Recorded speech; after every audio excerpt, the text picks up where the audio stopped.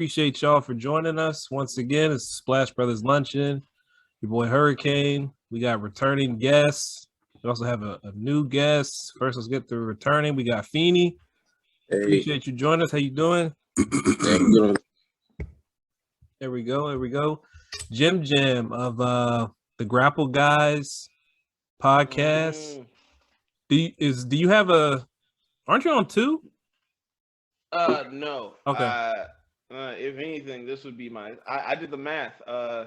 This will be my 6th time on this podcast. Yeah, that sounds. Yeah. Yeah, like I was like, damn, I've been on a lot of these.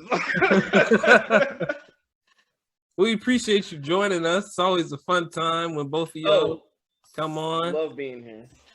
There we go. And then we got a brand new guest. I was on his pod, the Dopeflix pod. Talk Mr. 3000. Yes. And we appreciate you joining us to get. Thanks for having me. Absolutely. I was talking to these guys.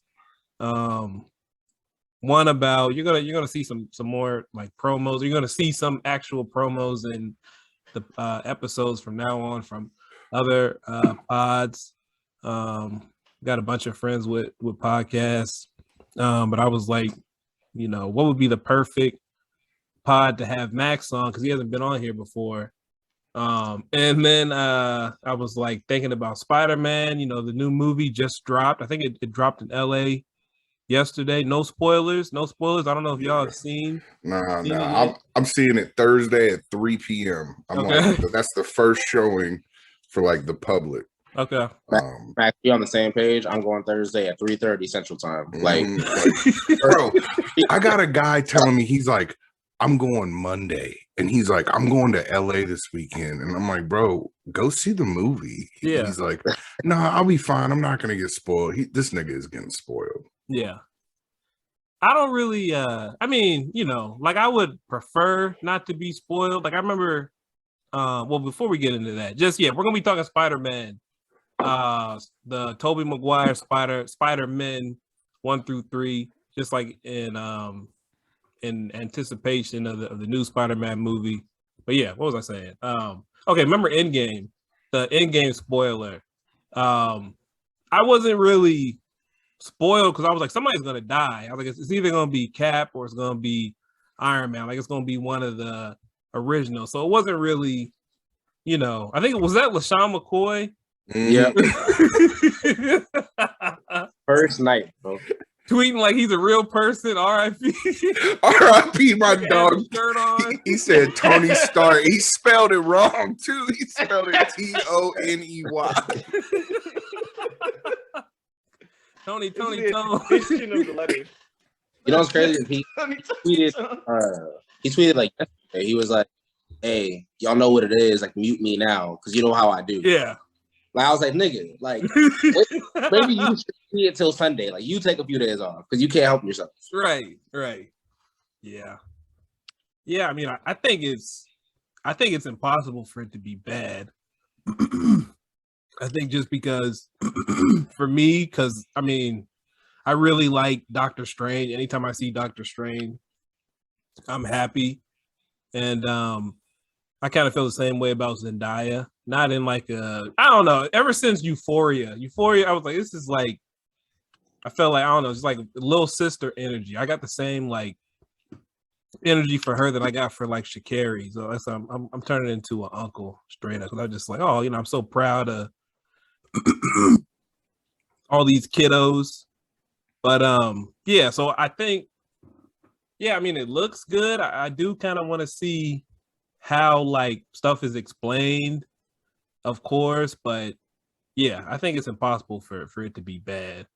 There's no way it's bad. I mean, I don't know if y'all watching Hawkeye, but after like today's episode, I was just like, they literally cannot fuck up.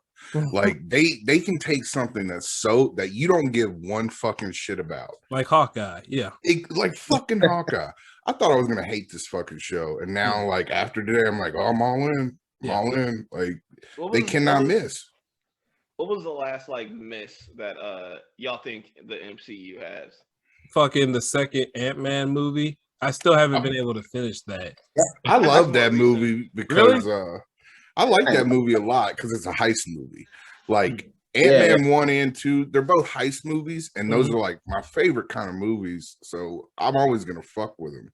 Yeah, where they do a good job is like all the Marvel movies, like they have a formula, but they hit sub-genres of movies. Like Winter Soldier is a spy movie, Ant-Man's a heist. Like Guardians of the Galaxy, damn, it's not a buddy cop, it's a group of them, but it's like it's like a quirky group of strangers come together. Like they hit all types of different subgenres. So like there's something for everybody. Right. The last miss, people say Iron Man 3, which I don't think was that bad, but probably like Iron Man 2 is too far back. Maybe Thor 2. But see, that's the whole thing. Yeah, okay, Thor 2, that was another one. I fucking hate What's it. up, Max? Yeah, about that. Thor 2 is not that bad. I want to really get that out there. Fuck you, Jim Jam. Bro, I'm dead. No, it's not that. It's not that fucking like as bad as people say that it is. You would think it was fucking swamp trash. Like it is not that bad. Like I don't get it. No, like, but is it one of the better ones? Fuck no. But to say that it's not like trash. Well, so that's what I'm saying. I think it's because Marvel has set the bar so high. Like if Thor 2 was a DC movie, it'd be like probably the best, the best movie they've had in 10 years. But that's the thing that people are like, it's not as good. Like saying that Thor 1 is better is incorrect to me. I think Thor 1 sucked ass. Like out loud. Of course, but like man. All the shit that Thor 2 gets is the shit that Thor 1 should be getting. Oh my god. People really enjoyed when he threw that cup on the ground, and I don't know why. Like that. More. Yeah, more. Bam. I'm like, is that was better than Dark? Okay. Maybe the rest of the movie stunk out loud. Thor. The thing with Thor 2 is like, even the side characters were trash. I think in Thor 1 you had what's that dude's name? You had Samuel Jackson's character. You had like other like auxiliary characters that I think that could kind of distract you. But like, yeah, I didn't fuck with Thor until Ragnarok. Like I was just like, this nigga off. That's the only. I'm not gonna lie. Yeah.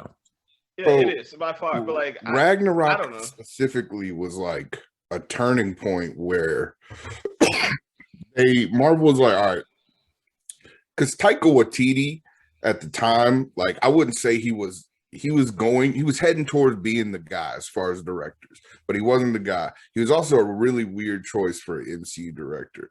And I think that's kind of when like Kevin Feige and Marvel were like, we're going to start like getting out of this box. We're going to start letting directors put their own spin and feel on these movies, and it showed. Because like I remember being in the theater and being like, yo, this is funny. Yeah. Like, this is hilarious. Yeah.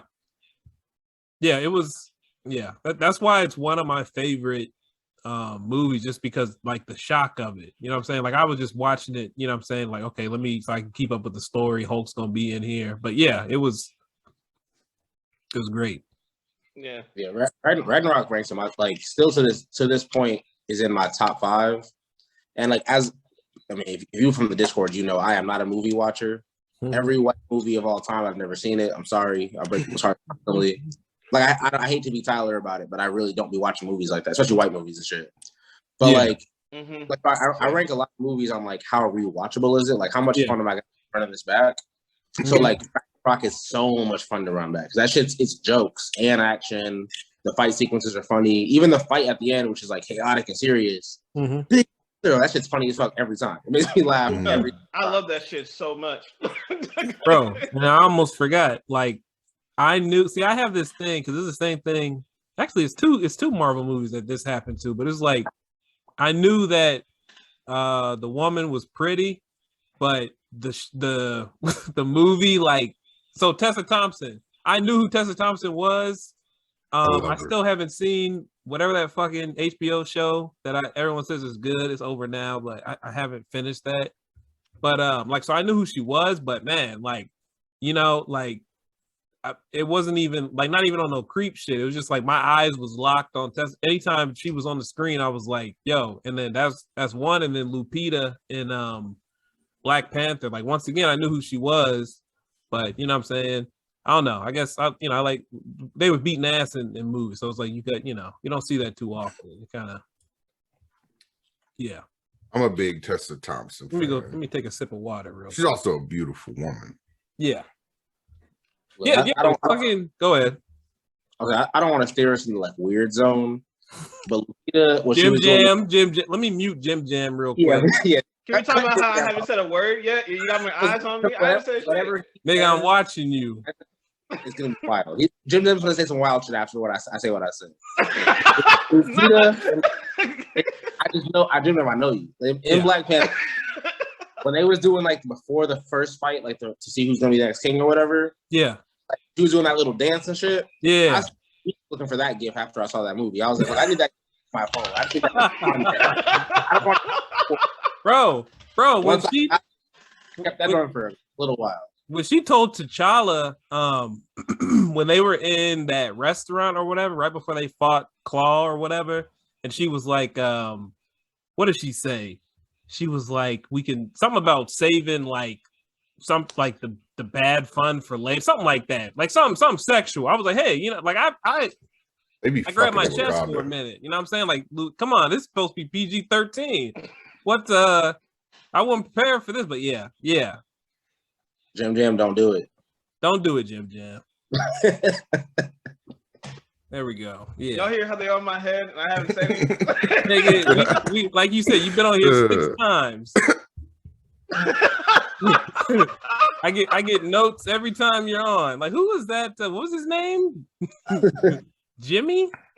What was he saying? What do you mean? I don't do anything except I would say except for the one we were talking about, that Big Dog video. That one was off the charts. But the rest of them, I've been pretty tame. Okay. You're the only person that's ever been muted on this podcast. But let's get into the spot. Like, what I was thinking was, I feel like, the movies have been out damn near 20 years or whatever. Like, the audience probably has at least somewhat of a grasp of each movie, so we don't have to like break down the synopsis, even though I did take a lot of notes for some reason. I will say, I think there are so many funny ass moments in these movies that like are small. Bro, the black teacher at the start of the movie on the field trip is so fucking funny, man. Okay. I don't mean to put you on the spot, but Max, because since you do this and you watched all 3, do you want to just take us through the movie and then we'll just yeah. But yeah, the black teacher. I was like, nigga, I was like, did he get killed in this movie? Because I was like, when he's just like, if you two do not pay attention, you will fail this course. That man is a real teacher. He is a real teacher. I said that in class today. And yesterday, I said that 3 times this week at least. That's crazy. I got the movie like pulled up on my iPad, and I can like go through it. Okay.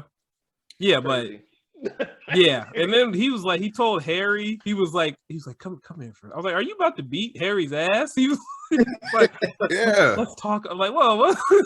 I don't remember this part of the movie. Like, so I just shout out Sam Raimi. He directed all 3 of them. Okay. And unfortunately, with the 3rd, I think he wasn't able to make the movie he wanted to make. But no, the company like forced the studio that was like putting the money into the movies was like, we want like these other villains instead of the actual villains he wanted. Yeah, and you can tell. Yeah, because Doc Connor is in that movie heavily, and he was like the lizard. So I'm just gonna like go through like it quick. Basically, movie opens and they're on a field trip. They're going to, for some reason, they're in like a museum that's also a research institute that's like has these spiders that can literally change your fucking genetic code. And they're just like, they're just out. They're just in plastic cases, damn near. Yeah. So that's where Peter gets bit. And I thought it was so funny because he's like trying to take pictures of what's going on for the field trip, and they just keep pushing them, dude. They pushed him like 10 times. So let me stop you real quick, Max. Like one of my first notes. Well, my first note is Spider-Man is not real because he didn't use his powers to get his granny out the hood. I had to make that note when I first started. Hey, all day I talked about was how he chooses to be broke. Yes. Yeah. Can you missed it? We spent today, like literally today while we're recording this, we spent no less than 90 minutes today just being like, the fuck was Peter doing? Yeah. He chose to be broke. Like nigga, he chose, and I was like, I mean, I don't want to. We'll get to that some more later, because yeah, he chose a lot of things that he didn't have to choose. But then my second note was, because when they're on the bus and they're knocking them over and they're pushing them, I'm like, my note was, when was Columbine? And I just looked it up. It was 1999. What? Wait a minute. What? And then hold on. Let me finish. Spider-Man was released in 2002. This is a very irresponsible director. Nigga, you seen what happened 3 years ago. You know what I'm saying? Those kids were bullies, and they were big bullies. Joe Manganiello is 6'6". He looked like a 40-year-old man on that bus, man. That nigga's irresponsible directing irresponsible kids.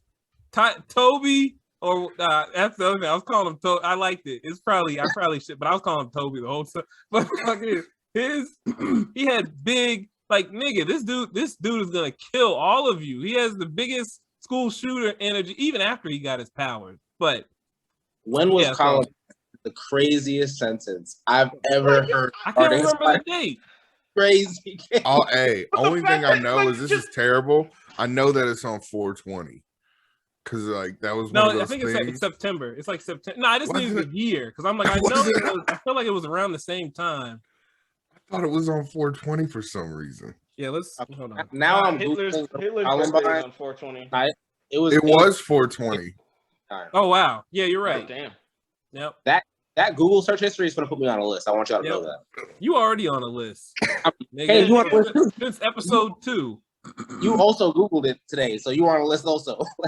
Yeah, true. But like, Feeny, you on like Lee's list. You know what I mean? Like you're on a list.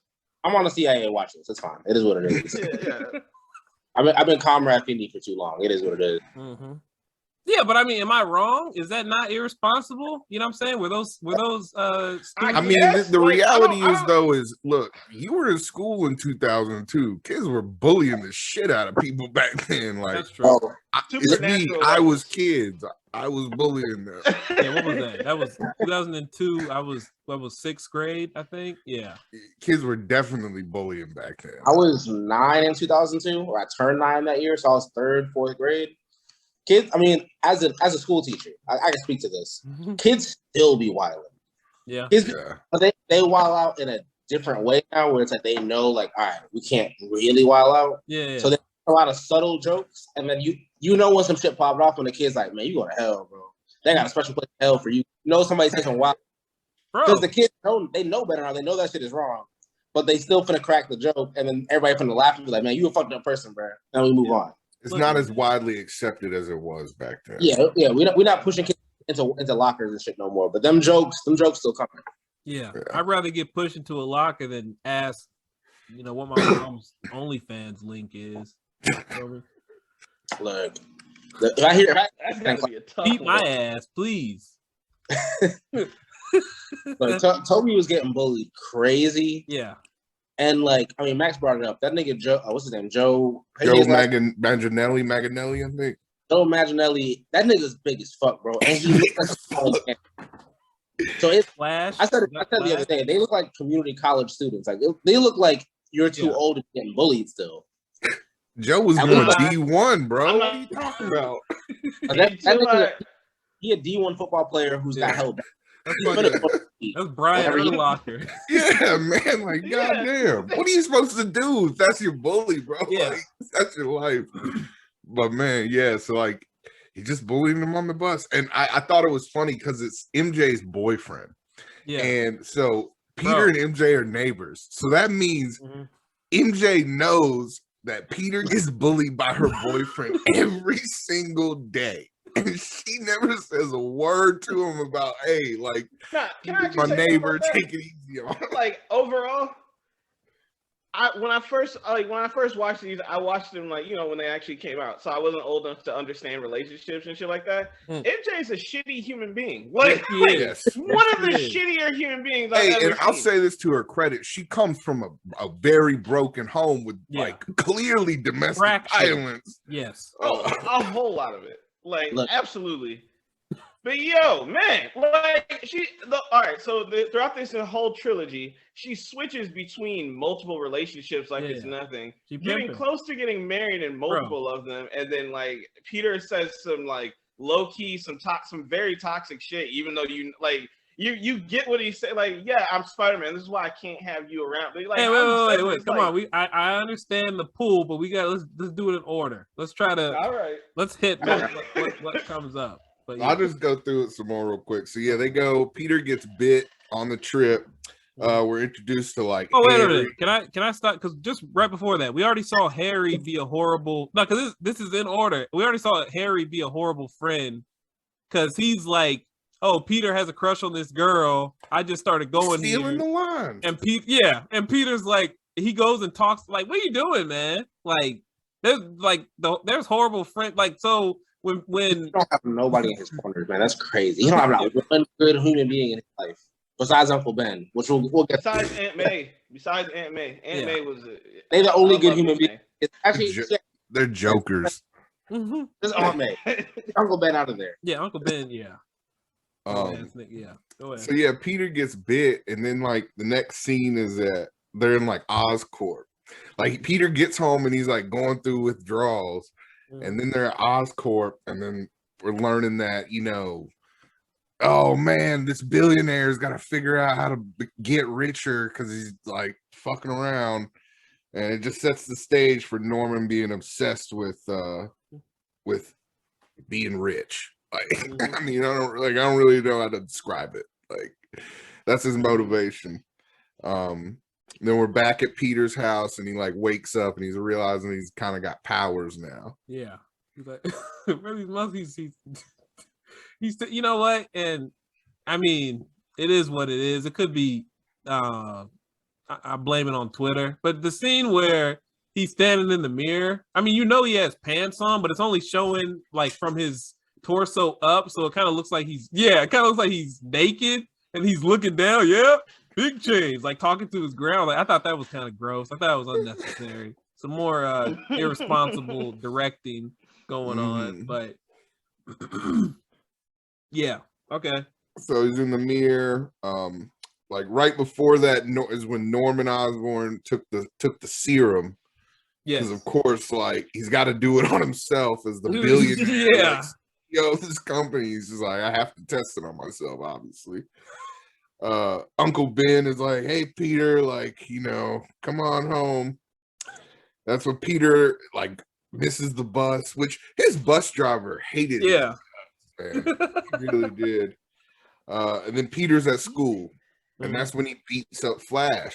Yeah, which Flash tries him. Okay, so Flash was willing to go to prison because that punch would have, if it would have connected, like Peter, at the very least, that's aggravated assault. You know what I'm saying? Like Peter's head would have banged off the ground. Exploded. Yeah. You've been in some real nigga situations. All right. We all have.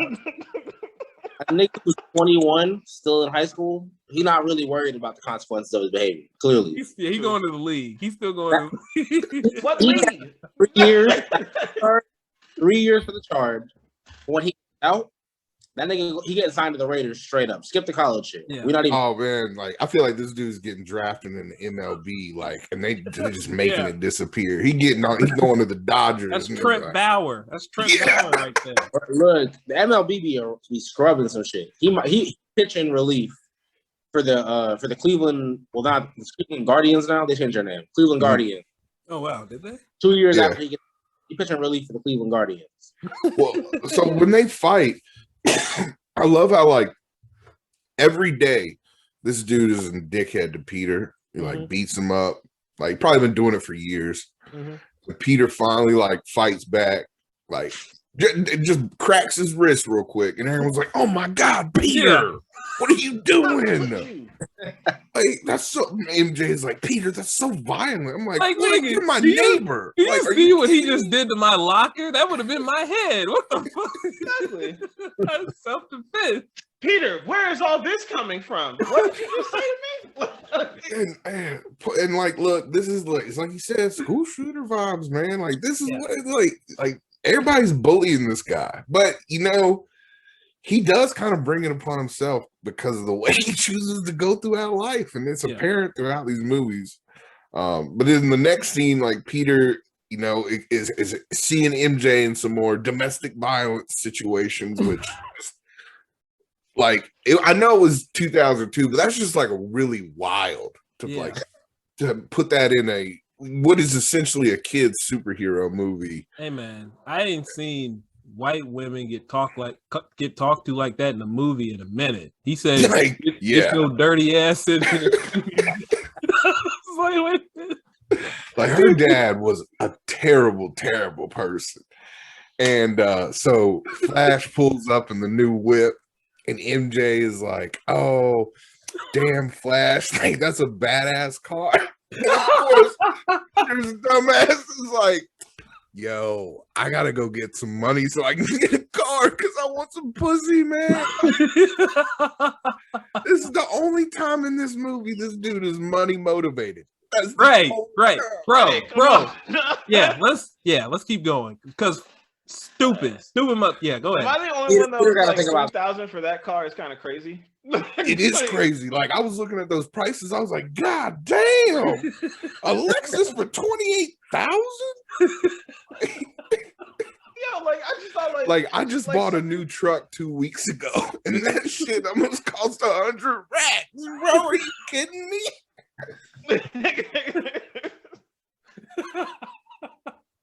Oh man! But no, Max. In 2002, apparently you could get this luxury car for $3,000. I would have been a Ferrari. But inflation's kicking our ass, man. Right? So he's realized I got to get some money, which is like, dude, as soon as I got powers, I'd be like, I got to get some money. Like, I'm saying, man, he ain't real, bro. I think fucking. No, I'm not gonna say that, but Spider-Man, he's not all the way there. I'll say that Spider-Man is not all the way there because he's a genius, but he's so stupid. Yeah. Like he has no common sense. That's how he operates through life. He's just we know it's characterization, but it's just so weird to see it on screen. It's like, get it together, man. We talk about this today. Like we talk about this today, Hellas. It's like you can. If I had powers tomorrow, it would be like the 17th thing on my list. To be like, I'm gonna help people. Fuck, bro, I'm broke as fuck, bro, out here. Number one is I'm gonna get some money. Number two is to get some money. Number three is I'm gonna impress some women. Yeah. Down like 6, 7, 8, I'm gonna flex on my students and kind of not hurt them, but let them know what it is. Like, hey, man, out here, man. Yo, I can kick you across this room right now. It would take me so long to protect. Before I'm protecting ATM, you know how much shit I would do before I do that? Before I'm like, oh, these guys want to steal an ATM. Yeah, nigga, they do. I'm broke. If I could steal an ATM, I would. And this is the thing, Feeny. Go get one. Who is he defending? Corporate interests by defending a fucking ATM. Bro, that money's insured, man. You mind your business. About it, Max. Yo, you know what always upsets me about these movies? Like, I completely agree with everything you just said, Feeny, but also they act like it's so easy to get a police scanner because that's what they're always using to know where the crime is at. Like, nigga, you can't just go get a police scanner and then I guess they'd be in New York and Gotham and shit like that where only like tall buildings where you can sit on, but like where I live, there ain't no building tall enough where we're not gonna be able to notice this nigga on top of the building. Like Spider-Man doesn't work in Santa Monica where like the buildings are only 3 stories. It just doesn't work like that. Yeah, like it doesn't even work in LA. There's only 8 tall buildings there. Yeah. As if that nigga sitting on somebody's crib, bro. Yeah. And somebody been noticed, like, hey, get the fuck off my house. Like, what are you just chilling here? You don't pay. Plus, also, like, New York, the way that New York is built, like, I guess it's easier to tell, like, oh, this is everything that's going on in New York City from those tall buildings. A lot of cities, like, you ain't going to exactly see what's, like, behind you, like, over there or some shit. Like, you gonna have blind spots. Like, so there are some areas where like Spider-Man is like, I didn't see that shit was happening. Like, you know, like I don't know. Plus, I don't think that you have to be. Yeah, I mean, I mean, some hoods be more active than others, but I don't think it's that common to just see people just getting beat up and robbed like in broad daylight. Like how often? Because they're making it seem like Spider-Man had a full day's work every day. Yeah, they made it seem like it was so busy, man. Like, yeah, bro, this is kind of like it's kind of like a gig job as a superhero. Like, you just work. It's a hustle. That was one of my notes that I wrote down. Like, I was like, I just know I could time manage being Spider-Man better than him. Like, this shit cannot be this stuff. Like, it's just one of those things where I'm like, I could easily juggle school, like high school, mind you. Like, this is not like that. He's supposed to be a genius too, Jim Jam. A high school, a genius in high school. You add being a genius on it, so you know he's acing his classes. You know he's definitely gotten better in gym class. Because let's be honest, before that, To-beh was not doing shit in gym class. No way that he was. So now he's acing gym class. So now his day got easier. Then after night, what does he do? Go home, be broke, and then during act, he goes. Nigga, that's the other thing too. I don't get it. Like, I don't understand how he's struggling through this. I would have been on the football team. I don't give a fuck. Like, I'll try to pull back, but like I said, I mean, like y'all said, fucking, there's just certain inconveniences that I'm not gonna have if I got superpowers. Kane, I'm not gonna be broke. Kane, here's the thing. You just said it. You said you were gonna hold back on the football team. Yeah. Here's the thing. Back in 2002, I could understand it. But now we see niggas like Derrick Henry that exist. I'm not holding back. I'm gonna be the greatest running back of all time. Like, I'm not being broke again. Like, I'm like, yo, coach, put me in. No, that's what Parker, I'm saying. what the fuck? I said, move, put me in. Give me the ball. I'm taking it to the house. Fuck that. Why hold back? Huh? In 2002. Nigga, LeBron back up, bro. 03 draft, that's me. I'm the that's the thing. I don't even want to play ball. This is really the greatest draft of all time because nigga, that's me. Because me, I don't want to play ball. That takes up too much of my time. I am. If I'm Spider-Man, I wake up tomorrow. I am robbing 3 drug dealers. Yes, and I am going to the bank. Yes. I'm gonna get me like an accountant. I'm gonna be like, make this money dance. Like, I just want find me some dividends, some index funds, 401k. I'm just gonna chill. Yeah. Like, bro, I'll probably just keep robbing drug dealers, but you remember Limitless? You remember Limitless? Yeah. As soon as he took that pill, what did he do? He went right to the bank. He's like, oh, I'm about to flip this. Like, because we live in America. You know what I'm saying? Like, what we talking about? Spider-Man is broke. He not oh, this nigga broke as fuck. Here we out here chilling in Manhattan somewhere, Upper East Side, and going back to a broken down house that I don't want to skip movies. They trying to take away the house, bro. I'm gonna go get. I can think of 17 ways to get money as Spider. Nigga, I'll be the greatest DoorDasher of all time if you want to do. And that's what I'm saying. Is like he chooses to be broke. There is a difference between like choosing and then like you are a victim of your circumstances as a hard worker. He is a white man in America. Bro, what are you gonna do?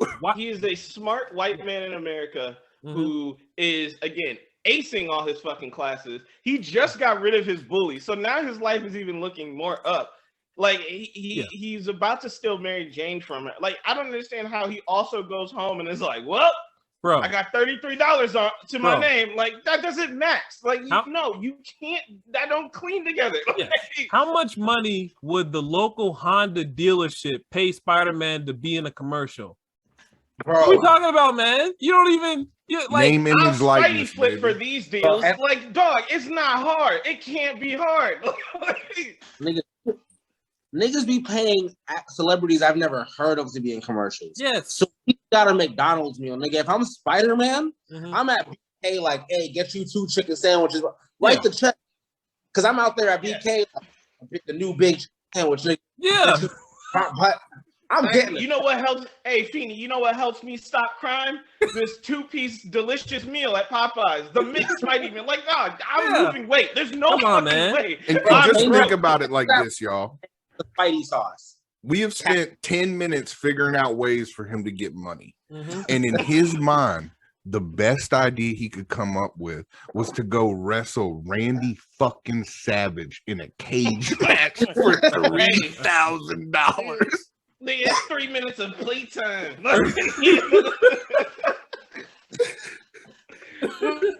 I forgot. I'm not gonna lie. I forgot that Randy Savage was in this movie till I saw him. And when I saw him, I was like, "Oh shit, it's Randy Savage." Max, I got a very specific question for you. Yo, how many Popeyes commercials did you see before you were like, "Yo, I gotta get the hottie sauce"? One. How many Spider-Man commercials would it take to be like, "Yo, I want to get the Spidey sauce"? I would literally just need to read an article on Twitter, and then I would be like, I would like put the date on my calendar. Yeah. Oh yeah. From the Black and Ranch, call that Spidey sauce for 2 weeks. Spider-Man cashing out.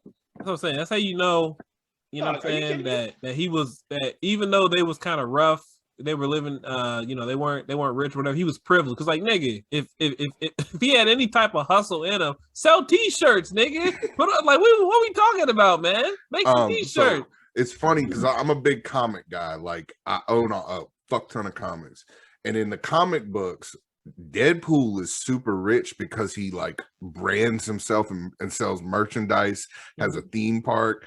And he's always making fun of Spider-Man for being broke. And he's like, what are you doing, man? Yeah. Nigga just... You don't have no... It's crazy because across different Spider-Man franchises, he still have no hustle in him, and that's crazy. No.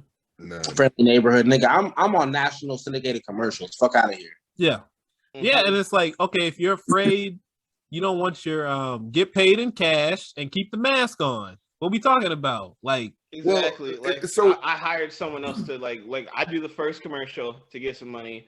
Then I hire someone else to make a website for me so they can't track me that way. And like every transaction is physical, like cash, no Bitcoin. Just pay me in Bitcoin. Like, yeah, exactly. Like, I don't know. Like, I'm gonna figure some shit out. I'm not being poor. Again, I can't stress enough. I would still take the athlete direction. Just be the world's greatest athlete. Because listen, much work for me, man. I gotta practice every day. I gotta go play games. I gotta try. Nah, if you're that good, as long I don't have to. Yeah. If Allen Iverson don't have to practice, I don't have to practice. Exactly. Well, so like coach will see me play one game and he'll be like, "Listen, just take the playbook. Save it for the Save it for Sunday." He goes to the rest of the match and he wins. Then he goes to get his money, and the dude's like, "Well, you're supposed to last 3 minutes, so I'm only giving you $100."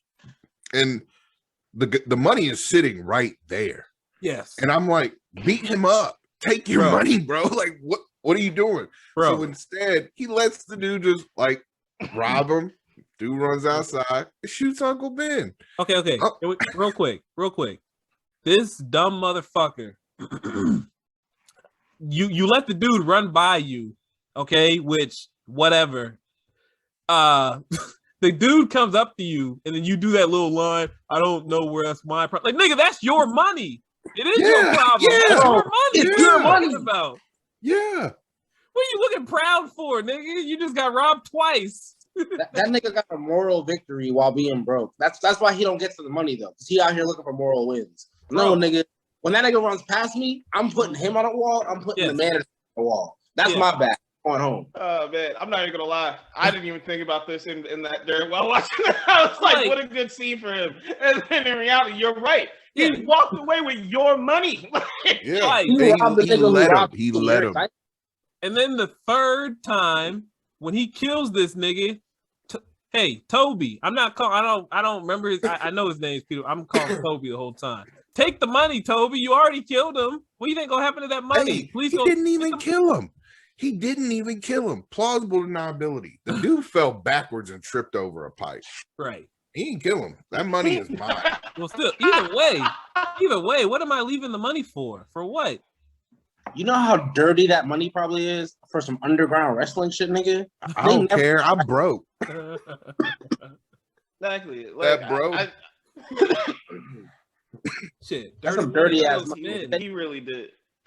He went to the back. There was like a money counter, like the whole nine. There was too much money in that place for you to walk out still broke.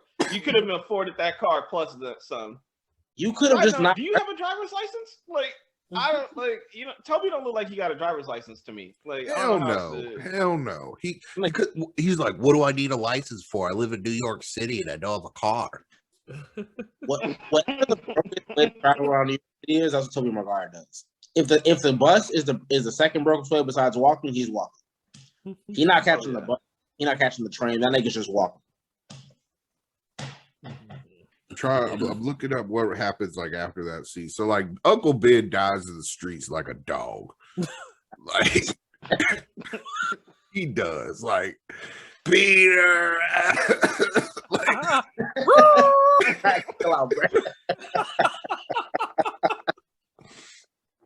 and that's why I love Sam Raimi is because he like, the dude who was playing Uncle Ben probably did it like, and he was like, oh, Peter, I love you.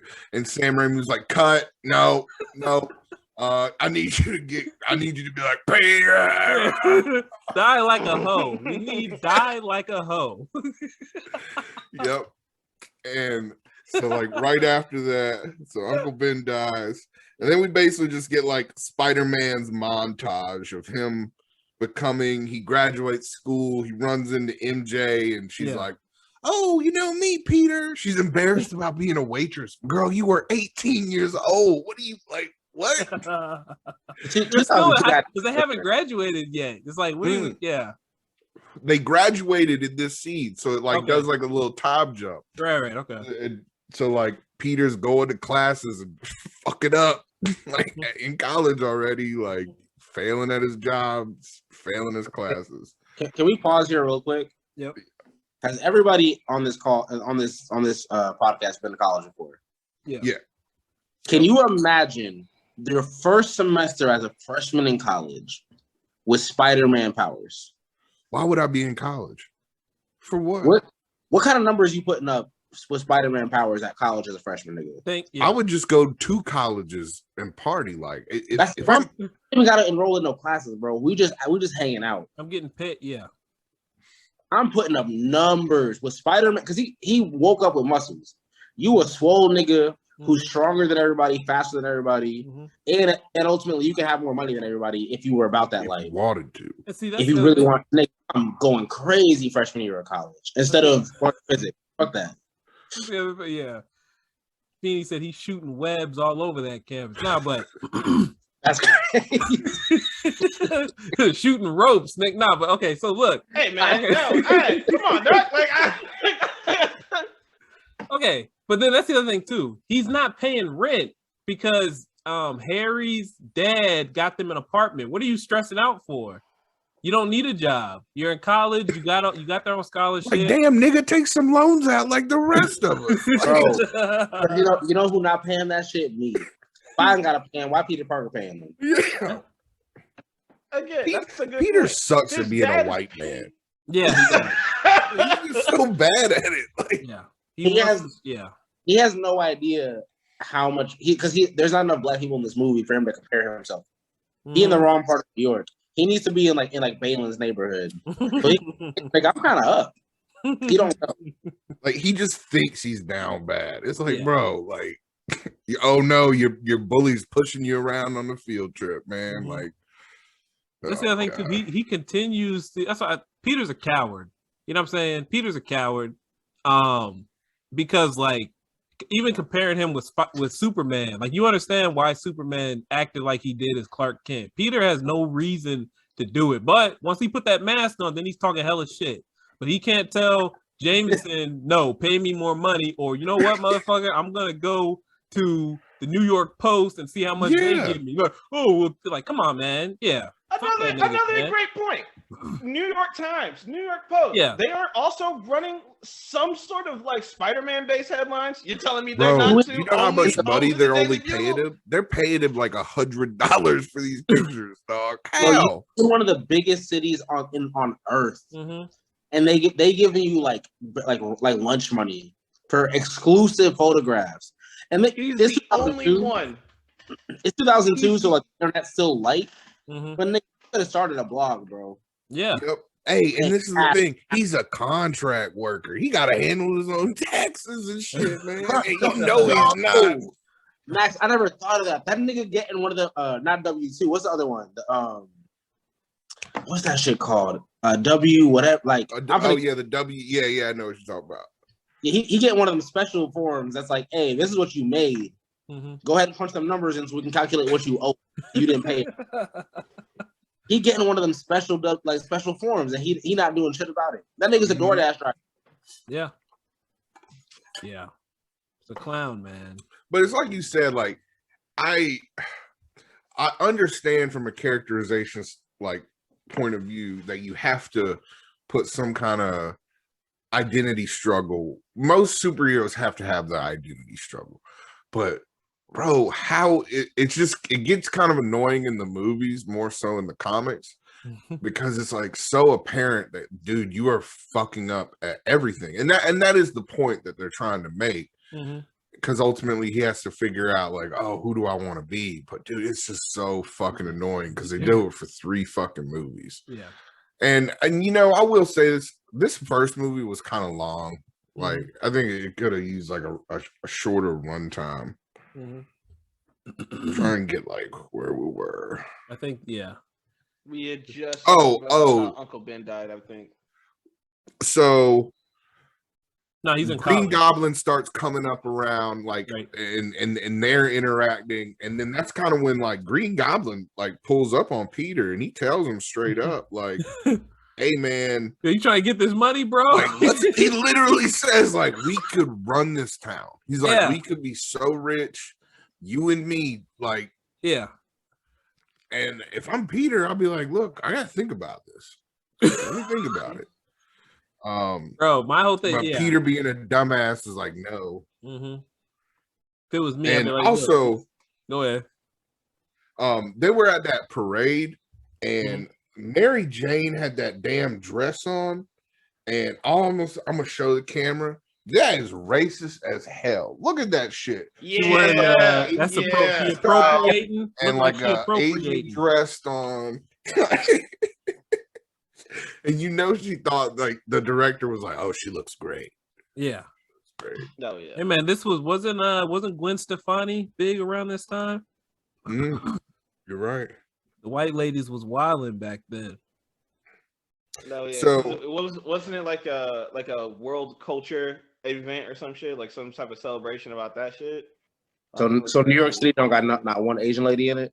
Nope, apparently not. I didn't see too many blacks either. Yeah, I did. They're not like, it's crazy. You know what? I was watching. I watched the last episode of Loki today. After I just wanted to see Jonathan Majors do his monologue, and I was like, dude, it's crazy how whitewashed the MCU was back then. Like they didn't even have black extras, bro. Not even in the background. Like just niggas going to the bodega.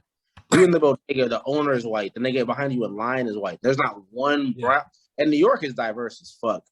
Yeah, we all live in different places where it's like maybe more Latino, more black, more like East Asian, South Asian. Like New York got everything. Yeah, in abundance. And y'all had only white people in Peter's world.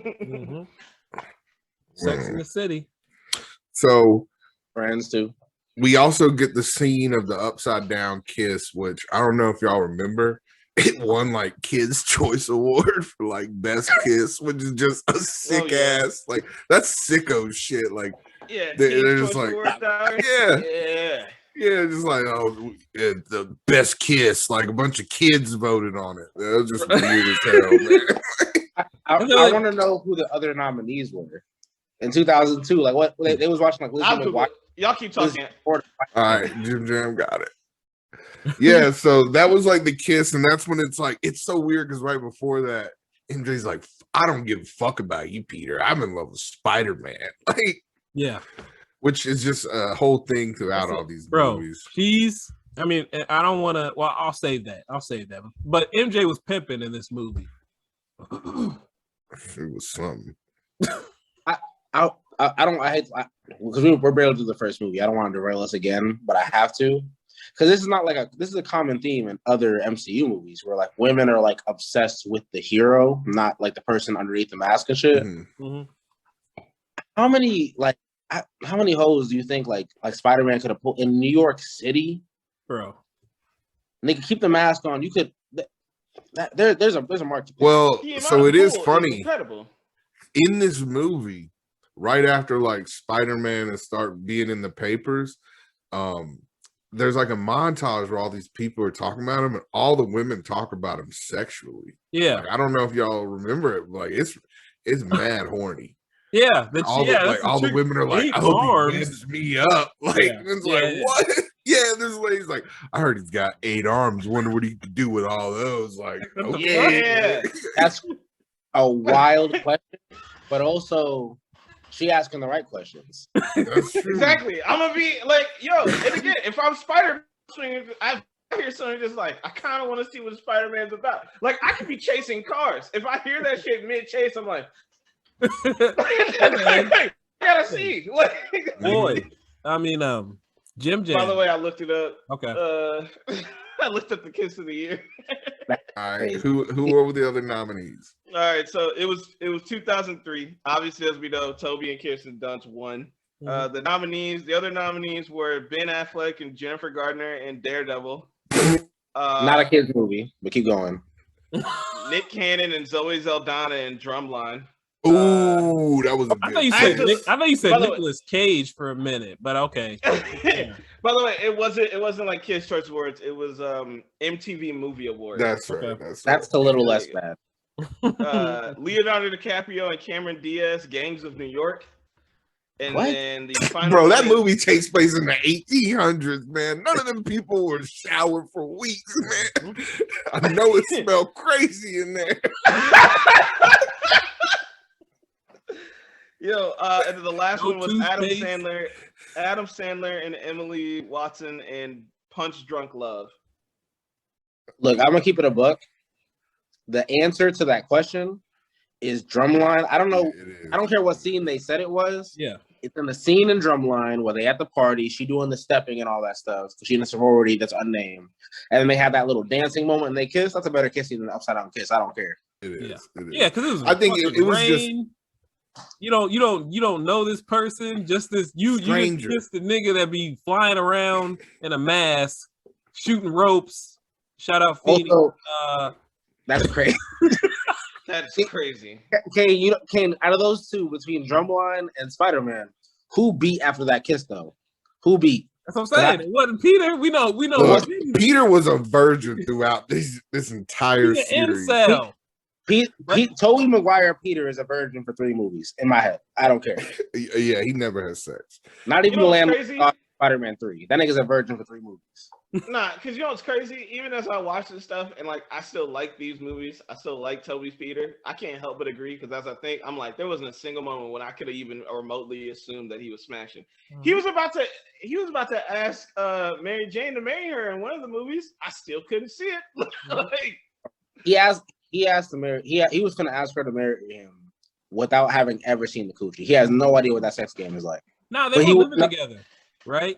And at the end of 2, and because they got together at the end of 2, and then 3, they weren't living together long. No, they weren't. She had her own place. Who knows? But even if they were together, they had 6 beds. I don't care. In my head, 2 twin beds. Also, can we talk about how multiple times the Mary Jane and Peter Parker had like their own houses, like had their own apartments. They were just living by themselves in New York. No way. Peter was living in that little like Greek guy's house. Peter lived in a crack house, bro. Like, I don't care. How much unreported sex trafficking did Spider-Man participate? Tell me that's not what that. Especially the dude, the way he was talking. I don't know, man. I was getting weird vibes. That man from Belarus, bro. That nigga, like Peter really came home because I remember so my family's from New York, right? And like we moved when I was a little kid.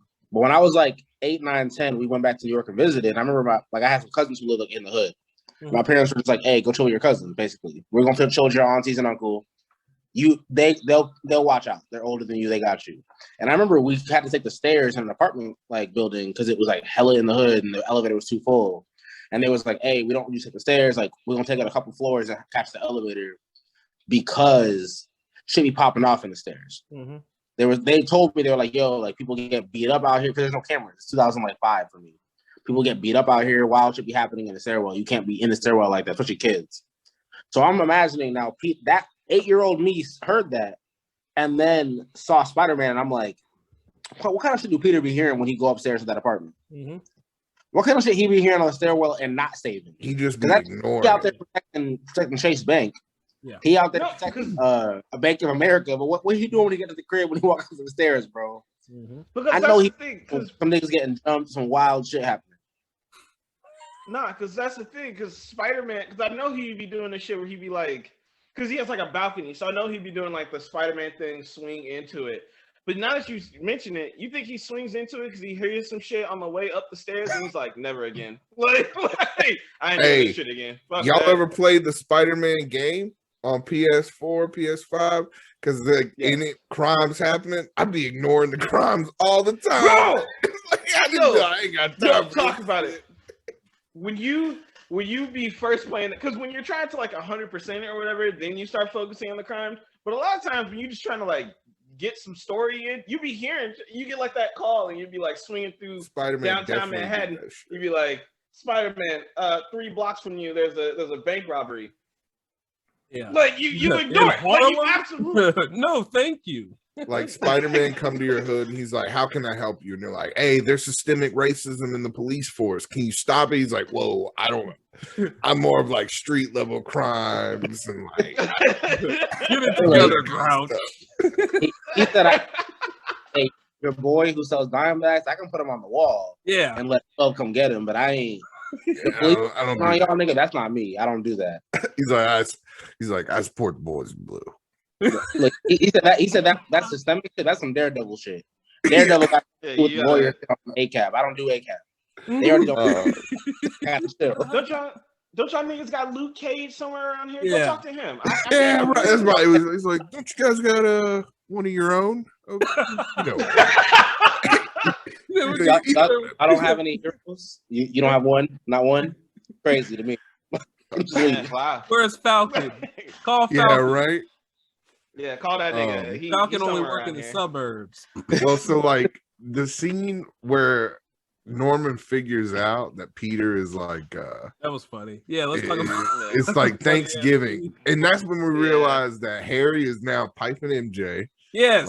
Like Peter, I know you've been in love with this girl for 10 years. I don't care. Like, bro, sorry. Jesus. No one had Peter's back, like including Peter at times. Yeah. Like no one was on this nigga's team. So except Aunt May. Norman comes and Peter's dumbass, of course, like shows up late. Mm-hmm. Like some blood falls on the floor. Norman knows the deal.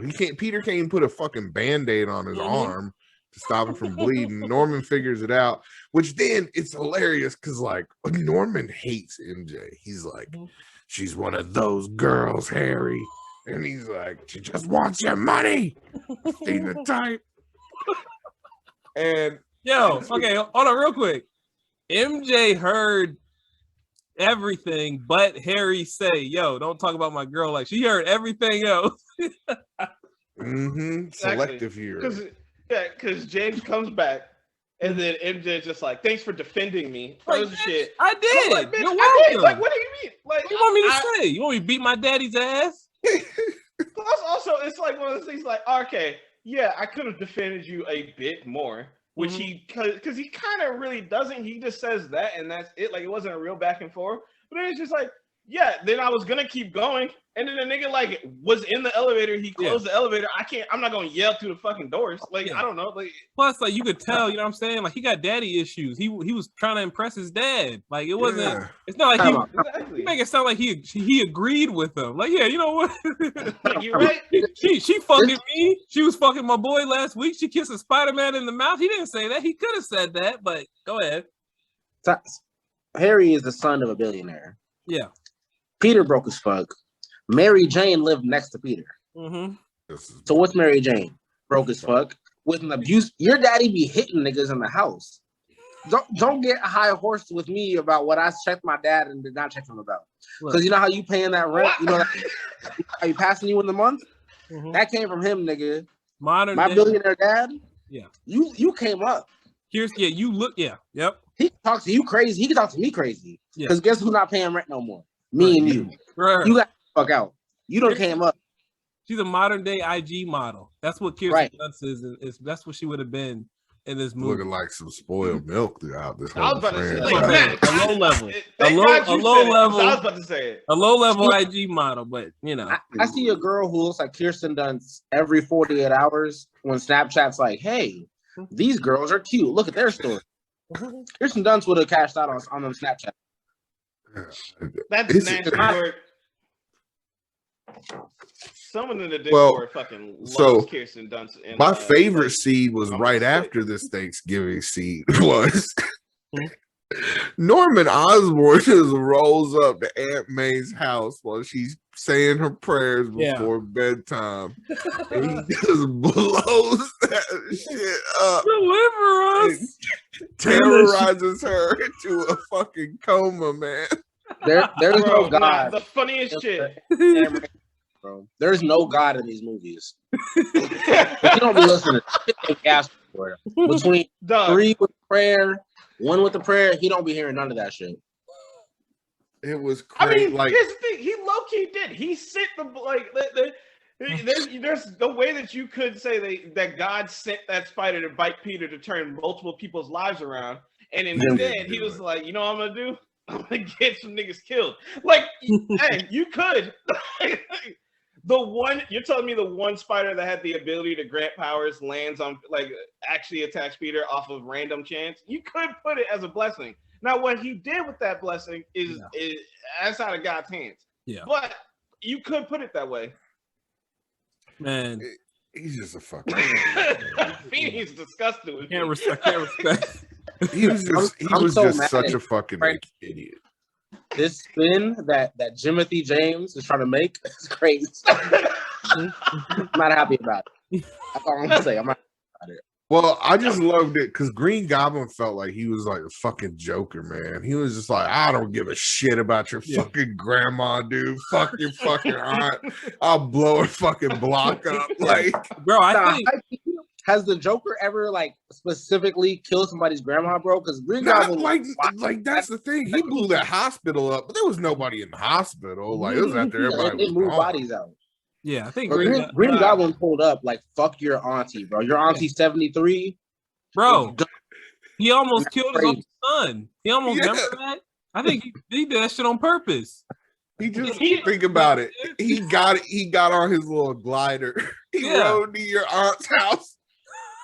He turned that little grenade. He just threw it at it, blew it up, and just flew inside and was like, "I'll kill you!" Nah, that's the best part, Max. When he's inside, he demands that she finishes the prayer. Like, that's wild. On the glider, finish it. He's like, from harm. You know how bad you gotta be that the Joker got some tax over you, nigga? You gotta know. It was more. I think that was my favorite scene of the whole movie. Yeah, like, I'm not even joking. It just that scene goes viral on Twitter a lot, and I'm just like, God damn, it was wild. That's another thing. It is insane how memeable these movies are, man. There are so many things. I'm somewhat of a nigga myself. Oh, bro, you couldn't. When that scene happened, I couldn't stop saying it. Yeah, it was like I paused the movie and I was just looking at his face and I was like, I've seen this so many times. So the whole movie, like when Peter's at the show and Harry's in the balcony looking down at him, he's like, "You stupid son of a bitch." The scene of Harry, I know this happened in like Spider-Man 3, but the scene of Harry looking back to wink, when I saw that, I was like, like, it was such a like actual moment. It was so good. At some point, because Aunt May is a sweet person, But like maybe Peter was bad vibes, bro, because nobody fucked with you. Nobody, hey, bro. Yeah, he was a little. Remember how he was mouthing off to Uncle Ben, the nigga trying to help him? Your one friend, because Harry ain't your friend. I'm gonna tell you that right.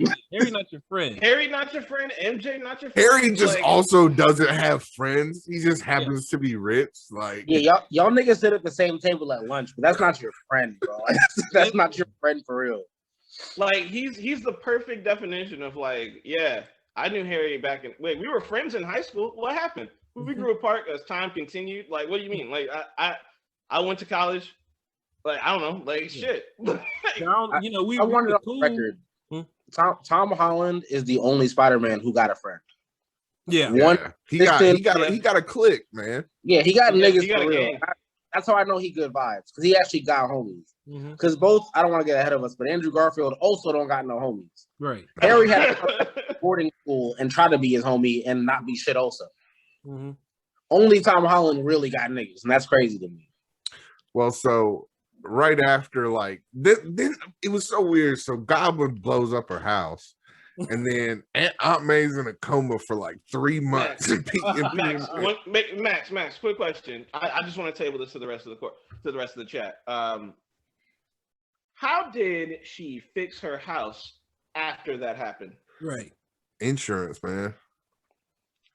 You think insurance is covering Green Goblin exposure? I mean, this is the thing. Like, you know, I'm assuming that when Spider-Man and Green Goblin got on the scene, the insurance companies were quick to like update their policies, because they're like, hey, look, like, you're gonna be paying us a little premium if you want that kind of insurance. So listen, that makes sense, but I gotta be honest, Aunt May don't look like she attached to those type. Like, Aunt May got the general insurance. Hey, I gotta be honest with you. Why didn't y'all don't think? Well, I guess not. I was gonna say, how come Uncle Ben, he didn't have life insurance? It's a lot of irresponsible white people. Well, no, in the second movie where she goes to the bank, they talk about it. They're like, Uncle Ben didn't leave us much in the life insurance. It's like, well, like that's on him. Those insurance rates. That's why she almost lost the crib. Because Green Goblin blew that shit up, and the insurance State Farm was like, hey, bro. They were like, why did Green Goblin blow up your house? They said, go ahead, that homeowner's going up, bro. They were like, look, normally he only blows up buildings. We just think it's kind of strange that he only blew up your house, man. So you're telling me that the Green Goblin, like the rest of the neighbors went up about $40, $50. Her banned. I want to stop all that homeowners. Aunt May didn't have no burns on her. You know what I'm saying? So like, so he blew up your house while you were in it, but you had your injuries were just you. Okay. I was terrorized. All right, I'm gonna say this. Did it not seem like when the Green Goblin put his mask on, like he had a little nigga in him or something? Like, I don't know if it's the way the mask looked, like the way they just like carved it up. Like it just seemed like William Dafoe. He had foams on. That was wearing foams. That's a nigga, bro. He's something of a nigga himself. I don't care. He's in New York just wilding out, man. Oh shit, man! But Peter finally is like, "Oh, I guess I'll do something about it. I guess I'll go fucking." And that's when the fight was badass, man. It actually looked really good. Yeah. And then that spider sense came back. Hey, man. Oh, let me tell you. Yeah, Green Goblin's a dumbass because he was gonna kill himself either way. Because how are you gonna stop the glider if you couldn't stop it? When you see the flip, how are you gonna stop? It was gonna stab both of y'all. And it stabbed him in the dick. Well, that's the thing. Green Goblin didn't give a fuck about being alive. He was like, I want this nigga dead, dog. Green Goblin absolutely. But the two things I did notice, for as much as we like, first off, for as much as we do shit talk, like Tobey's Peter Parker, we learn from these movies. He has a problem with someone. the nigga ends up dying. Like, somehow or another. And Toby's like, I don't know. Like, it was an accident. He died. Like a lot of people die around Toby. Yeah. He claps more. Like they. You. Yeah. Like exactly. And a couple. Here's the thing. Only like one, maybe two of his ops got a funeral. Hey, like say what think you about want. it like this. Like did not. Batman, he always has to arrest his enemies time and time again. He'll arrest them. They break out of prison. Batman's like, oh, here they go again. Like he's had to kept the Joker 100 times. Meanwhile, Peter Parker's in New York, and they're like, wow, Peter, like, how do you keep the streets so safe? He's like, I don't know how I do it. I really don't. I like, do not murder. I do not have that. You just killed him. Every Spider-Man movie, especially the Sam Raimi joints, they end with Peter walking away with a smirk, like a W. Yeah, nigga. Yeah, nigga. Like that's how Peter walked away, bro. Spider-Man, because Peter in these trilogies, he's been cut. Mm-hmm. Like he's basically like every form of like bitch made trait Peter has. Then the second you start fighting like the main enemy, it's heads or tails whether or not the enemy is gonna actually live to see another day. Like y'all remember that meme where it's like the dude's like, I went to my hater's funeral just to make sure he was dead. R.I.P. Bozo. Bro, that's Peter went to Norman's funeral after he killed him. Bro, Peter said, hey, and then at the fucking funeral, he stole Mary Jane from fucking Harry. Like Harry, what the fuck? I'm so sorry about your dad, man. Like, that's crazy. Like, Spider-Man killed him? What? I'm gonna circle us back to Kane's most wild point, arguably in podcast history. That's Peter's school shooter vibes. Yeah, he be clapping these niggas, but without the blicky. Like I'm gonna get some deaths on my head. Hey, Peter said he said this Draco undefeated. This nigga. He said the niggas on the bus, it's not their fault. I ain't finna shoot up the school, but what I'm finna do is when that glider come through, nigga, we up. When Doc Ock come through, nigga, we going to the bottom of the sea, nigga. Yes. Bro. What the fuck? What the fuck was I gonna say? Oh, also the other thing is Spider-Man be getting whooped. He gets his ass beat, man. Like he gets beat like a dog. He be looking so bad. Every movie, his whole face mask is ripped half up, and he's beat like a dog. And then he just comes back. He got enough in the tank to kill you. Bro, like, we've all been hit in the face. That's just part of growing up. Mm-hmm. But like, how hard you gotta hit me to break? It's not like cloth, nigga. A fabric that I created to rip that shit to where my mouth is exposed. How hard you gotta be beating my ass? What kind of Mike Tyson ass combo is that? Bro, it's not even that. It'd be like Green Goblin be like, yay, guess what? And then he throws like a grenade at the nigga's like face. That scene looks so good, man. It still looks so good for 2002 CGI. It looked crazy. Yeah. Watching it blow up like right in front of his face. I mean, that's honestly like to bring us like off the jokes. That's the redeeming quality of that original trilogy. Is like Peter Parker's clown, like hit all the real world characters, like the Peter Parker, the Mary Jane, like the actual humans are clownable as fuck and weird. But the action sequences, especially for those years, that's the same years we were terrible ass them terrible X-Men movies. Mm-hmm. Like that was like high quality action for 2002, 2004, 5, 2007, 8. Like that was quality comic book action. It still is. Like that shit carries. Mm-hmm. So would y'all say like without a doubt Tobey Maguire's Spider-Man was like he came off as like the best fighter and all that out of the rest of I mean of course because I mean he killed all his enemies. Yeah. You think what Spider-Man's best fighter out of every Spider-Man? Yeah, or best action.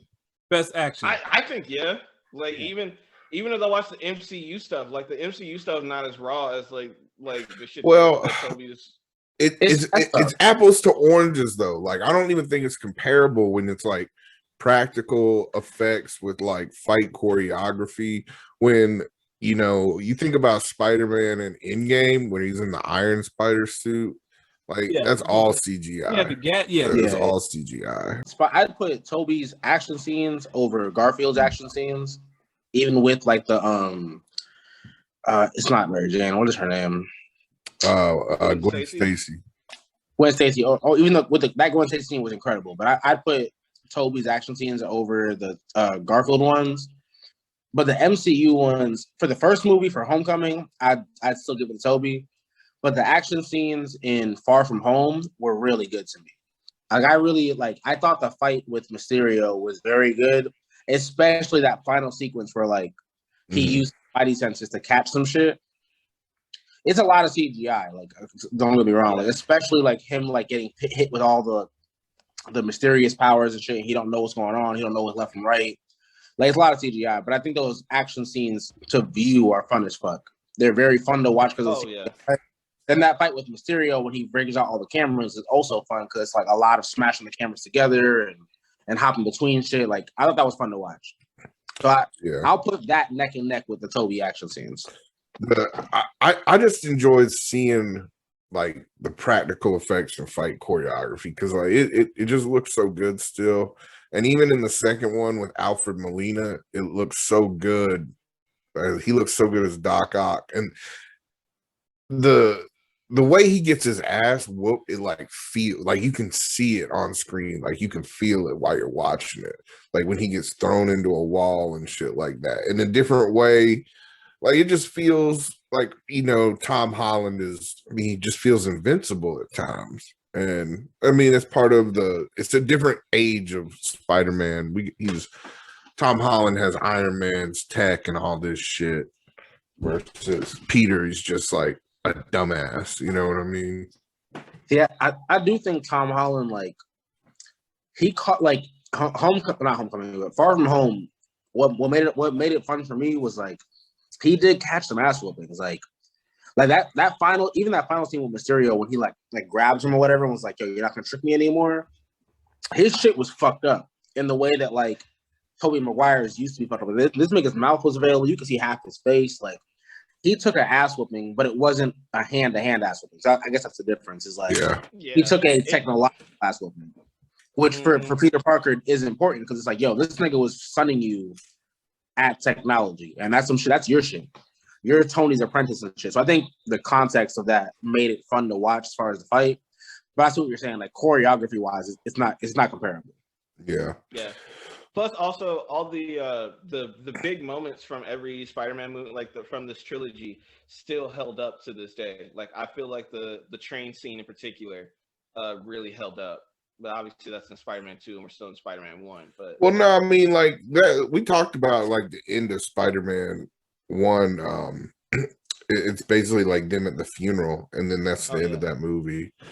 And then Spider-Man 2 is just like it starts with kind of same thing. It's just Peter being broke, like working, not being able to balance his responsibilities in college. Same shit we had in the last one. That is true. It starts out with him being a pizza delivery person for some like Cornerstone pizza place in New York. I hate to call it Peter broke again and Tobey Maguire, but you should be the best pizza man of all time with powers. Well, you could just like I know I have to wait until Spider-Man 3, but God, I really want to talk about this like as soon as possible. Look, I mean, at this point, we are. Go ahead. Okay, cool. All right, so it's Spider-Man 3. Like, just to cut, like, we'll go back to Spider-Man 2, of course. All right, so this whole time he's been broke, but like you could at least give him some benefit of the doubt in the sense of not a lot of benefit of the doubt, but some form of it, where he's broke, but it's like his job, he wants to be a photographer. He has a good lane, I guess, to start really becoming a photographer, like a newspaper photographer. Even though, of course, you should just go on someplace else, not just the Daily Bugle or some shit. But then you get to the point where in Spider-Man 3, he's fighting for the staff job. He becomes a dickhead. Then he gets the staff job. Why are you still poor after that? After is where, like, all right, I'm throwing any and all excuses out the window of you still being poor. If you actually gotten that staff job, which he did, he gets better pictures of Spider-Man being a dickhead because he is a dickhead. He's like, I want that staff job and double the money, and it's not like J. Jonah Jameson said no, but definitely we got a scene of him saying no if the answer was no. So as far as I'm concerned, I don't get why you were still broke. I don't understand it at that particular point. Then again, I don't understand it from the second you get fit. So there's that. Yeah, it just pissed me off. I was talking about it all day yesterday. It just pissed me off. Yeah. But in the second one, I mean, it's kind of. Oh shit! The second one, it was the worst. No. I thought my thing disconnected. So the second one, I mean, I feel like the second one kind of dialed back the story a little bit. Like we got humanization of Doc Ock early on with him and his like wife, and he has good intentions, and then also the things make him bad or whatever is supposedly like what's happening. Yeah. And then it just kind of goes throughout the movie like that, like dealing with Doc Ock. He's just trying to get money so he can like do his experiment again. And he hates Spider-Man because he thinks Spider-Man ruined it and his wife died. What was your favorite part of this one? Do you have any memorable parts of this one? Of two? Yeah. I honestly, I don't even know how to describe why exactly, but the scene where what is it? It's Spider-Man swinging towards Doc Ock, but it's in the reflection of his glasses. Went so hard for me. I don't know why I loved it so much. And then because you pan out and you realize that it's Spider-Man swinging towards Doc Ock, but it's from like the reflection in his glasses, and they zoom out more, and you see that nigga's already climbed up like I think the Empire State Building or some shit. And it's like I don't know why, just in particular, just something about that scene and the fight that obviously takes place afterward. I just really enjoyed. Another big thing I've noticed about all these villains really are trying to like stab Peter Parker to death. It's been a whole lot of stabbing attempts. Like mid-fight stabbing attempts. I don't know why. Well, it keeps coming back to me. I really, this is gonna sound weird, but do you ever think in around that time, people just like in superhero movies, people just didn't use guns like that? You know what I'm saying? Yeah, like it wasn't. None of the bad guys had guns. Yeah, no. Yeah, because you think like to learn from Green Goblin, like not that like I'm trying to help niggas kill Peter, but Green Goblin, the most he did on that nigga for real was like with blasts, like because you can swing and dodge, you got Spidey senses, but nigga, you can dodge bullets. You might even be able to dodge bullets, but you can't dodge like explosions and sprays. You can only move directly once, even with like Spidey senses and shit. And to answer the question of like what was like the most memorable scene, obviously the train scene, like that's an easy answer. That's not like it's everybody's most memorable because like it still resonates. But honestly, that whole last fight sequence was so good, like in the water and shit, like like well, even watching Doc Ock like die, like that shit was that I haven't rewatched that movie in probably 10 years, and that scene still resonates with me. Another one of his ops dead. Look, niggas be dying, bro. Look, but they made you give a fuck about Doc Ock. They made you care about that nigga, which is very impressive. Yeah. Yeah, for me, my most memorable scene, which this is the movie that made me hate Spider-Man, at least this Spider-Man, was just, I mean, he's getting hoed the whole movie in every way, shape, or form. But the scene where he's at the party and he gets smacked a couple times, niggas take his drink. Then his the girl that she gets proposed to. Like I was like, I have no respect for this man. This is one of my it was a good tweet the other day. Like somebody said, he's like, niggas would have known I was Spider-Man that day. Like, yeah. There's no this like nigga like regular niggas. Harry hadn't taken the potion yet. He wasn't like super fast. You let him smack, like you wanted him to smack you. Like we've seen, like he can dodge punches. Yeah. Was Spider-Man a cuck? Let's talk about it. Man, I had that before my computer started. I was gonna bring that up. He does be doing cuck behavior. White men just like to be embarrassed. Like, and my theory is this is where it becomes a theory. This is where we got to do some studies. Niggas got to do some blind studies and shit. But my theory is white men, specifically straight white men, experience so much privilege in this society that they just be looking for ways to feel how everybody else be feeling sometimes. That's why they be being cucks. That's why these niggas like embarrassing stories. That's why they love telling us, hey, my dick's not that big. Why would you say that? Yeah. Why would you tell us that? At what point in your life do you feel like you should tell people that? That's why on white sitcoms, you go watch How I Met Your Mother, Friends and shit. There's hella jokes about white men like having women spank them and shit. And it's like, that can't be a joke after a point. A lot of y'all writing the same joke. It's hard being up top, man. They got to do something to bring them down. Yeah. Yeah, they want to be fueled because they're up. Nigga, imagine being a straight white man in America, bro. You always winning. That shit can't be fun no more. You got to try to be broke like Peter. Look, Peter low key, he cosplaying poverty. He is cosplaying poverty. He want that struggle. He want to struggle. Peter know he can go ask Harry for that cash anytime and pay his rent, but he's like, nah, nigga, I want to grind. I want to know what these rappers talking about. What's Cameron talking about, nigga? I want to grind. Like, bro, please go talk to a Forex trader, man. Go learn how to do Forex or something, dude. Please, dear God. Check. You think this To-beh knows fucking? You think this To-beh knows Cameron? You think this Peter? He heard that nigga. Please, he didn't appreciate it. He heard old boy and was like, "Oh, I like this." You're a humiliation king. I absolutely 100% agree with you. I mean, Peter saying like his explanation for not dating MJ, which he shouldn't have done. You know what I'm saying? Anyways, because MJ needed to go to therapy. She did not need to be in any type of relationship. Bro. And Peter took advantage of that shit. on it, bro.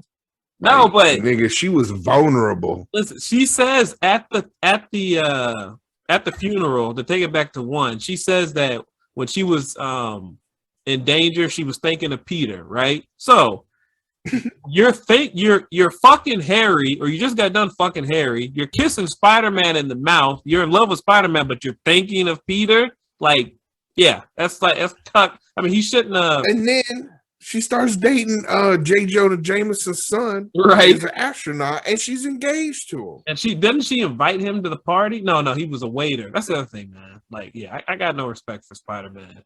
I forgot. When in the third one, he when he's feeling himself with the symbiote with Venom, he takes old Gwen Stacy out to drinks, and they go to the bar. That was funny. That was an elite move. Fuck everything that you. I fuck like outside of he can't dance for shit, but what white man can? Yeah. I fuck with Tobey Maguire, Peter being like, "Nah, I'm finna flex on these niggas, bro." Yeah. Like, I respect that. Hey man, he should have stayed. I would have stayed with Gwen. If it was Kirsten Dunst or Gwen Stacy, I'm staying with Gwen Stacy. You know what I'm saying? Like, what are we talking Honestly. about? No. Again, as I've said on a previous episode of this show, it's like if Kirsten Dunst is like at the floor, Gwen Stacy's is a little bit above the floor. Like it's not that. Gwen Stacy had the yitties, bro. Come on, man. Man, look at that teeth. Look at those teeth, man. Compared to MJ, No, it is what I ain't gonna shame her because she's rich. You know what I'm saying? Your teeth, why your teeth look neither like of that? them. I'm not an MJ guy. Never been. No. I saw this video on Twitter today. I think I retweeted it. I'll try and find it. And it was like, what the hell anybody want to be with MJ for? And it was from the animated show. And it was her jumping off a building going, catch me, Peter. And then he was like, why'd you do that, MJ? She was like, I just had to prove to myself you'd always be there for me when I need it. Go to therapy. Yeah. As a therapy nigga. And Max can co-sign. Yes, man. Not jumping off buildings. That's niggas go to the therapy. Yeah. Tap out. You don't need to date nobody for a little minute.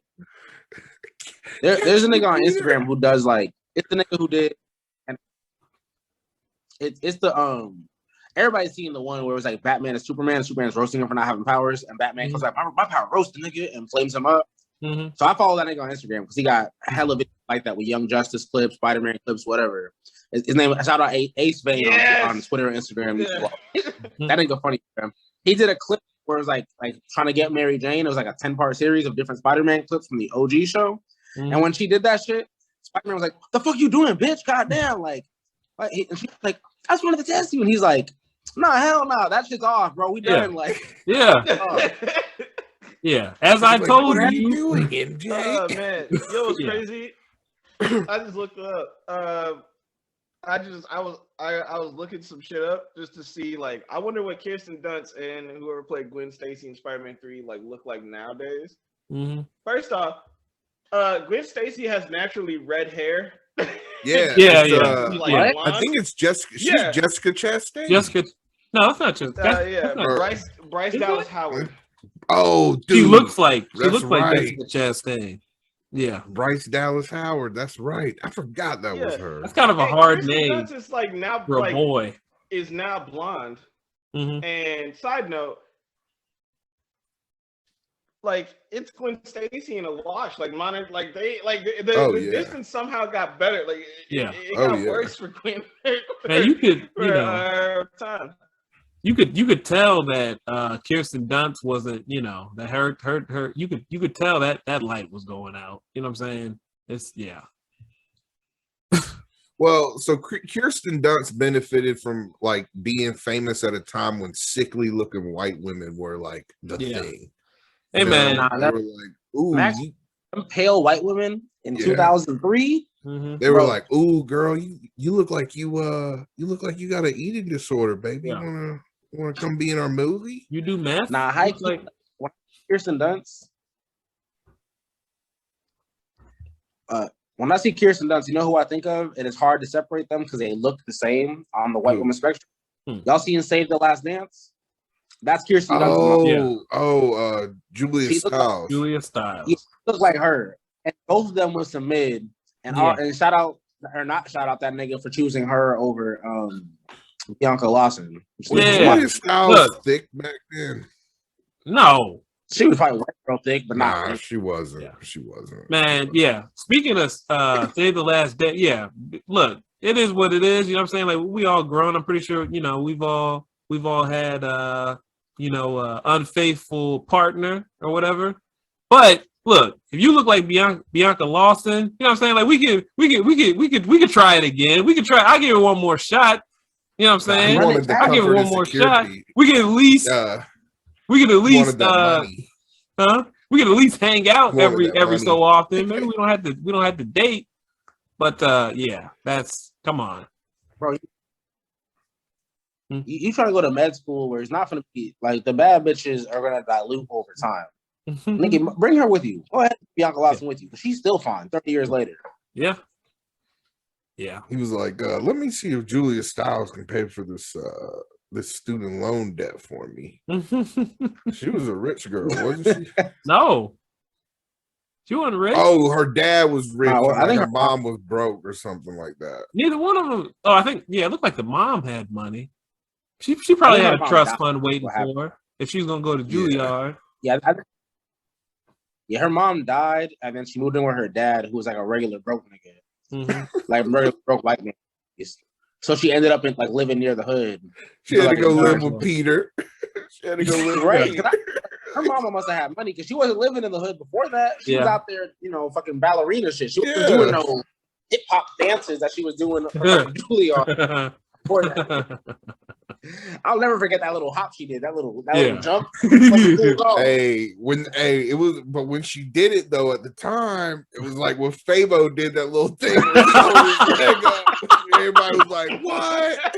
Oh man, yo. Speaking of Fabo and dancing niggas, did you see what's the dude's name? He dropped a new video. Duke Deuce. Yeah, you gotta check that out. Goat, fuck what you heard. Shout out Duke Deuce. Yeah, he did a workout dancing video. Yeah, I love that video. Yeah. Shit, man. That was gold. Yeah. So yeah, what was any? I know we didn't. I felt we only went through like the top to bottom with the first one, and then we kind of skimmed through the rest one, which is fine, completely fine. And my internet's going out again. Well, I mean, it's just it was a lot of recurring themes throughout. It's like Peter's broke, he can't handle his responsibility. I think the third one's problem was just a villain problem, like Sandman, like them just being like, oh well, Sandman actually was the guy who shot your Uncle Ben. Like, what? Why you gotta bring my fucking dead uncle up again? Like 3 movies later. He almost called that he almost called that dude nigga. You see that? He had it on his lip. So emo Peter Parker happens, right? Like, let's just trying to get through this. Some of the worst shit of all time. You said some of the worst shit. I fucking loved it. Nah, get that shit out of here. Yeah, that was the type of shit that Sam Raimi did not want to do, and I think the studio was like, "Oh, we want to lighten it up a bit." He wanted to go darker. I recall, Peter Parker should be dark. That shit should have been like, he should have been like, "Yo, like symbiote hit me, nigga. Who the fuck did kill Uncle Ben, nigga? We out here in the streets." Like he should have been like clapping niggas up. Because symbiote brings your darkest shit out of you. Yeah. But bringing Franco back as like Green Goblin, like a shittier Green Goblin. A terrible Green Goblin. Like on a little snowboard or whatever. And then Sandman was shoehorned in. So, yeah. Yeah, I don't like, to tie it into Amazing Spider-Man, I don't like the hairy Green Goblin thing they be doing. I know it's like happens, but I don't like that shit. It's just not. It doesn't make for good. It doesn't build the character the same way that like the Norman does. Like Norman really has a case for being Green Goblin. Harry just be jumping into that shit. Yeah, like it just doesn't work. It just didn't work. I mean, I gave the first one a 74, the second one like a 76, and the third one I think I gave it a 59 out of 100.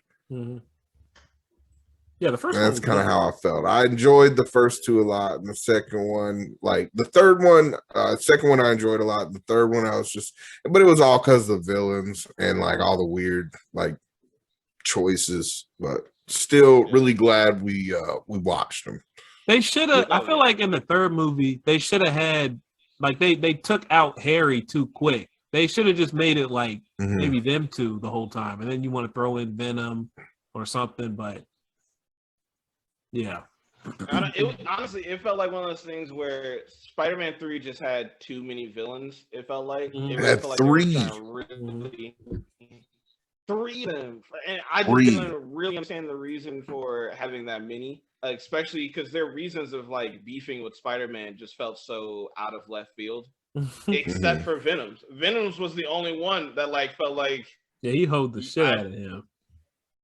Hey, listen. When a nigga asks God to kill you, that's hate. Like I would have kept. I'm telling you right now, I would have kept the symbiote. I mean, there's a couple things I would have done. There's a whole lot of we already discussed it, but I would have kept that symbiote with me. I'm Black Spider-Man now. I'm just gonna have to fight my demons. You know what I'm saying? I'm not gonna just give this up. I'm not. Yeah, like I've always loved the symbiote suit with Spider-Man. I would have kept that shit. Oh yeah, yeah. Like if I can manage my demons just being a regular nigga, I can manage my symbiote demons, nigga. Like we turning up. Because look at it, like I mean, your life already sucks, Peter. Wouldn't you rather have some fun? You know what I'm saying? Your life sucks without the symbiote. At least you're having fun with this. I mean, yeah, you're kind of more of a dick. You know, fucking killed the shit out of Sandman. I mean, at least it looked like it. But yeah, we gotta wrap. Hey, this he had up. free rent. He had free rent because he was fucking that landlord's daughter. She was making him cookies. Yeah. Nah, him being on the phone with the dude telling him that these symbiotes are a bad idea while just half it, like barely paying attention. Go make some more with nuts. Yeah, God, yeah, I like. Try nuts. Yeah. Like, look, make more with nuts is probably a good place to end because Max wilding, bro. That's crazy. More with nuts, nah, nigga. Yeah, that's Jim Jam level wilding. Yeah.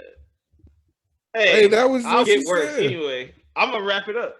Yeah, no, he absolutely was like, make these cookies with nuts, like with some nuts. Yeah, I'm gonna wrap it up for Kane. This has been another episode of Splash Bros.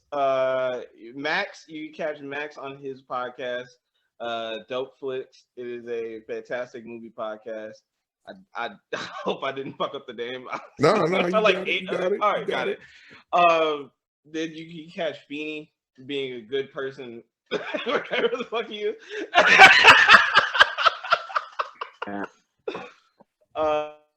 And then you can anytime you can catch me on my podcast with my two other great co-hosts, Aaron and Luke, on our show Grapple Guys. We talk about wrestling. It's a fun time.